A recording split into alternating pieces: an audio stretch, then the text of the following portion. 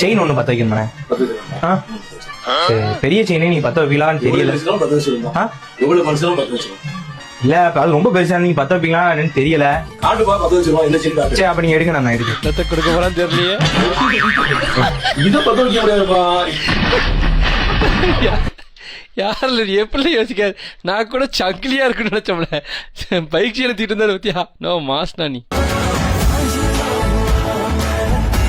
இந்த பக்ரீத் வந்ததோட எனக்கு ரீல்ஸ் ஃபுல்லாக இந்த மாதிரி ஷர்ட்டு ஃபேண்ட் தான் வந்துக்கிட்டே இருக்குது. ஸோ கைஸ், உங்களுக்கு இதே மாதிரி ஷர்ட் பேண்ட் இருக்குன்னா நமக்கு தெரிஞ்ச ஒரு கடை இருக்குது சரிங்களா, அங்கே போய் நீங்கள் பர்ச்சேஸ் பண்ணிக்கோங்க. அங்கே என்னெல்லாம் கலெக்ஷன் இருக்குன்னு வரிசையாக காட்டுறேன்.